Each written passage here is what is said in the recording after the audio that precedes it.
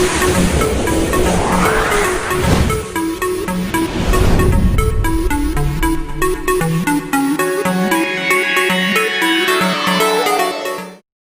friends, welcome to TNPC and SHORTHAND Aspire. நாம இன்னைக்கு என்ன பார்க்க போறோம் அப்படின்னா தேசிய கீதம் ஜனகணமன. ஓகேவா? ஸோ அதை பற்றின டீட்டெயில்ஸ் தான் பார்க்க போகிறோம். இதுவும் கொஞ்சம் நிறைய இருக்க டீட்டெயில்ஸ் தான். ஸோ வாங்கி இதை பற்றி தெளிவாக பார்க்கலாம். அதுக்கு முன்னாடி நம்ம வீடியோ சப்ஸ்கிரைப் பண்ணாதவங்க சப்ஸ்கிரைப் பண்ணிடுங்க. கூடவே இருக்க பெல் பட்டனையும் கிளிக் பண்ணிடுங்க. அப்போ தான் நான் போடுற நோட்டிஃபிகேஷன் வந்து உங்களுக்கு உடனுக்குடனே வரும். உங்கள் ஃப்ரெண்ட்ஸ்க்கும் ஷேர் பண்ணுங்கள். கண்டிப்பாக யூஸ்ஃபுல்லாக இருக்கும். ஸோ இதுலேருந்து எக்ஸாம் பாயிண்ட் ஆஃப் வியூவில் தான் இம்பார்ட்டன்ட் ஜிகே கொடுக்குறேன். ஓகேங்களா? வாங்க பார்க்கலாம். ஓகேவா? ஃபஸ்ட்டு வந்து பார்த்தீங்கன்னா தேசிய கீதத்தை இயற்றியவர் நமக்கு எல்லாத்துக்குமே தெரியும் யார் அப்படின்னா ரவீந்திரநாத் தாகூர். ஓகேவா? தேசிய கீதத்தை இயற்றியவர் ரவீந்திரநாத் தாகூர். இந்திய தேசிய காங்கிரஸின் கல்கத்தா மாநாட்டில் டிசம்பர் 27, 1911 முதலில் பாடின. அதாவது இந்திய தேசிய காங்கிரஸ் வந்து கல்கத்தா மாநாட்டில் ஃபஸ்ட்டு நடந்துச்சு. ஸோ அந்த மாநாடு எப்போ நடந்துச்சுன்னா டிசம்பர் 27, 1911 அதில் தான் ஃபஸ்ட்டாக வந்து நம்மளோட தேசிய கீதத்தை வந்து பாடினாங்க. அதை ஏற்றுக்கொண்டது தான் எப்போ அப்படின்னா ஜனவரி 24, 1950. ஓகேவா? அதை ஏற்றுக்கொண்டது வந்து ஜனவரி 24, 1950.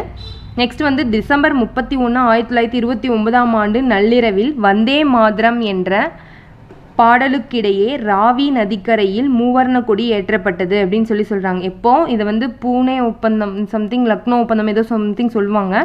ஸோ அப்போ தான் வந்து பார்த்தீங்கன்னா வந்தே மாதரம் அப்படின்னு சொன்னாங்க, மூவர்ண கொடி ஏற்றுனாங்க அப்படின்னு சொல்லுவோம். அது நீங்கள் ஐஎன்சியில் படிச்சிங்கன்னா தெரியும்.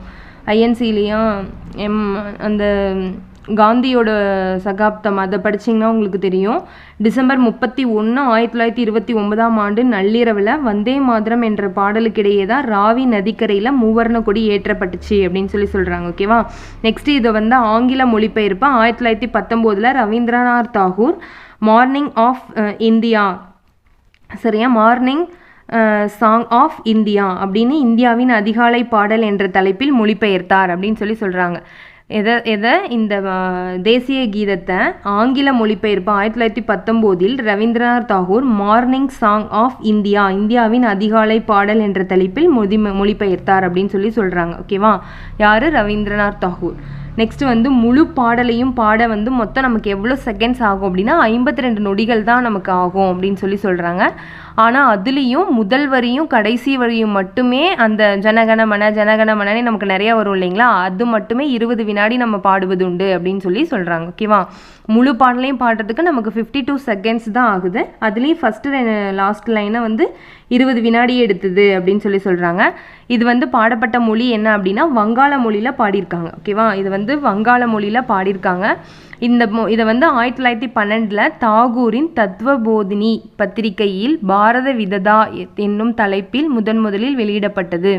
அதாவது இந்த பாட்டு வந்து தேசிய கீதத்தை வந்து ஃபஸ்ட்டு எந்த ஒரு பத்திரிகையில் வெளியிட்டாங்க அப்படின்னா 1912 தாகூரோட தத்துவபோதினி அப்படின்ற பத்திரிகையில் பாரத விததா என்னும் தலைப்பில் முதலில் வெளியிட்டிருக்காங்க அப்படின்னு சொல்கிறாங்க.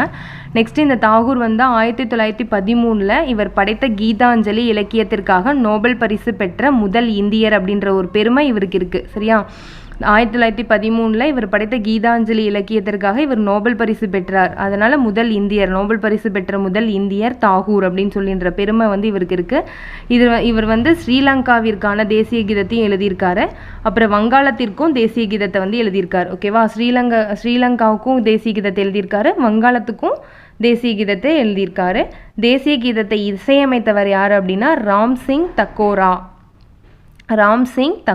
தேசிய கீதத்தை இசையமைத்தவர் ராம்சிங் தக்கோரா. ஸோ இவ்வளோதான் விஷயம்.